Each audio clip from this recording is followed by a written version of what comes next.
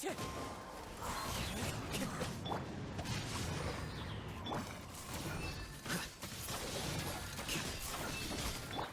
strike.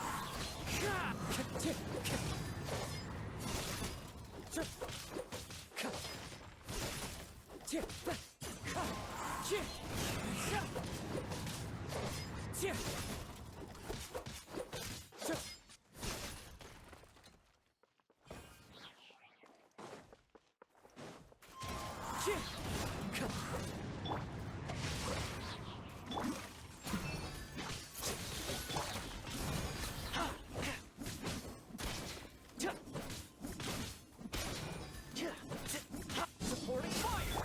Wind strike.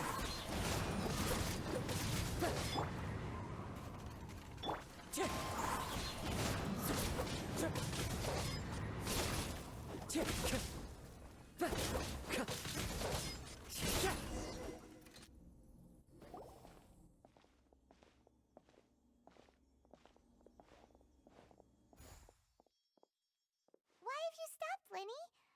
Is there some device in that box? Huh. It just looks familiar somehow. Let me check this out for a second while you guys go on ahead. If anyone makes a major discovery, let's rendezvous here. All right, see you in a...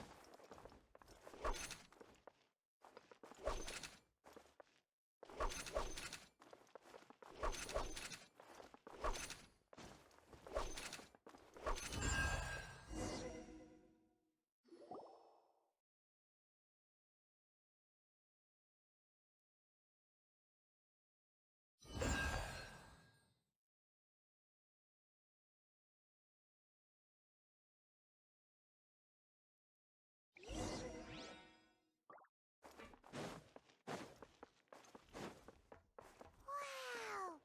There's a hidden room here! This book's thick as a brick! Let's take a peek inside it, shall we?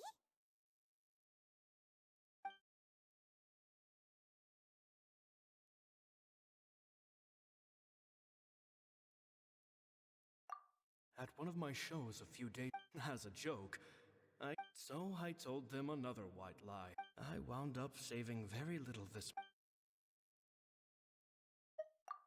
Two children came to talk to me after. Anyway, I told them that learning magic is very.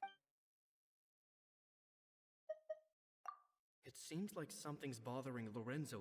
Surely he's not upset that I agree. I have a good feeling about them. They have all sorts of fantastic. They wanted to call me master. With time, Gemma thinks so too. She doesn't like being. It's nearly time for me to go on tour. I asked the two kids. I once overheard. It's only been 10 days. They're very tough. They hide things from me too. That's the thing about children. When I can sense that they're after thinking things over. P.S. P.P.S. Oh, Caesar.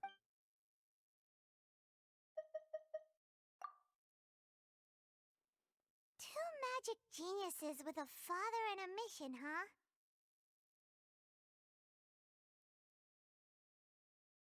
Sounds a lot like he was writing about Lenny and Lynette, don't you think? So did they meet Caesar when they were kids? Let's go ask Lenny!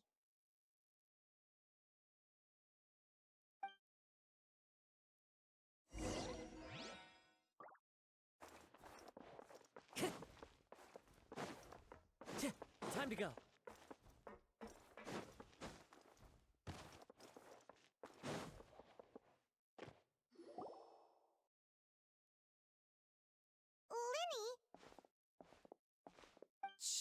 hold that thought. As I expected, there's a lot of fishy things going on in this place. Fishy? Uh-oh, what have you found? All in good time. Before we go over our new leads, I want to tell you how a high-altitude escape is performed. First, the magician slots themselves into a magic box in full view of the audience. The box is then suspended high in the air, and a short while later, the base automatically opens. At this point, a dummy will fall out of the box, but it looks real enough to grab the audience's attention, and they start wailing and screaming. Meanwhile, the real magician, who has by now blended into the crowd, waits for a good moment to make their appearance and put on a hysterical performance. Oh no! Is that me? Did I just fall to my death? Very vivid description. Paimon can really picture it. And then what? The audience's gaze then turns to the magician, and by the time they realize what's happening, of course, that's just how I think the inventor of this trick never performed it successfully. He fell right to the ground from the highest point of the opera house. No one could hope to survive that fall. Not without a vision, at least. And no one else has ever attempted this trick since. My understanding of how it works is just based on what I could gather from his notes and the relevant gadgets here in his workshop. So Caesar's famous high-altitude escape has never been done, huh? Paimon was about to say how cool it would have been to see it in person, but if it's that dangerous, it's probably for the best that no one else tries to do it. Wait a second. So if a dummy's supposed to drop out... Glad you asked. That brings us to the secret of said box. This box right here is the one that Caesar constructed himself to use in the performance. Once the magician's inside and the box is lifted up into the air, from where they're standing, they have... At this point, the magician... He then escapes through this trapdoor onto the opera house roof, waits for the dummy to fall and distract the audience. That's way simpler than Paimon imagined. Even Paimon could probably do it. Well, there's a little more to it than that, of course. The hardest part of this trick is controlling the audience's mood and reactions. That takes an exceptional degree of showmanship. There's the falling dummy, the miraculous reappearance, the pompous performing. Maybe the magician would even have themselves tied up before it begins to strengthen the impression that there's no escape. Many days and nights of careful research and painstaking practice would have gone into this, all culminating in a performance just a few minutes long, but one that still manages to transform the shock and grief of a tragic accident to the joy and laughter of a mesmerizing magic trick. Caesar was a highly accomplished magician. But unfortunately, even he didn't manage to pull it off. So, how did it go so wrong? You said you found some fishy stuff here. Have you figured out what really happened? I can make a pretty good guess. I looked into the case files. The magic box Caesar was using at the time of his death had the secret button I mentioned positioned on the right-hand side. And, sure enough, he always used his right hand as his dominant hand in public. Okay. Nothing suspicious there. But here's the strange thing.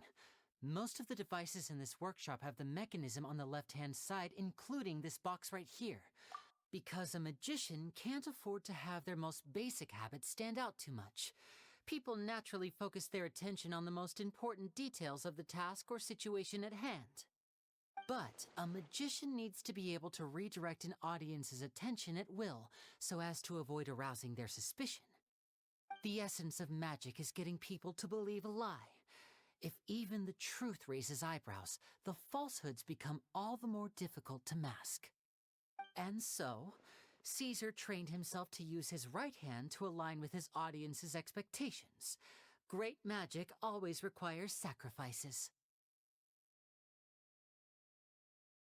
But in his most stressful and nerve-wracking moments, and when no one was watching, reflex would kick in and he'd use his left hand. That's why he set his gadgets with the mechanism on his left.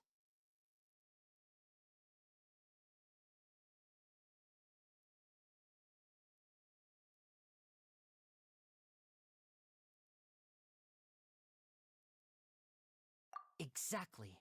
I think that's likely what happened. Caesar would have been under a lot of time pressure during the escape. He'd have had mere seconds to open the hidden compartment, retrieve the dummy, then open the secret door and make a swift escape. But I'm sure he was confident. He would have rehearsed countless times to the point where it was second nature. He'd barely need to think about what he was doing because muscle memory would guide him through. So he opened the compartment, took out the dummy, checked everything was in order, and then went to leave. With his left hand, he reached for the button, and suddenly, his heart skipped a beat. It wasn't there. Much like when you reach for your keys but find your pocket empty, his mind needed a moment to process what was going on. Instinctively, his left hand would keep feeling around for the missing button, maybe for another second or two, until the bottom of the box gave way.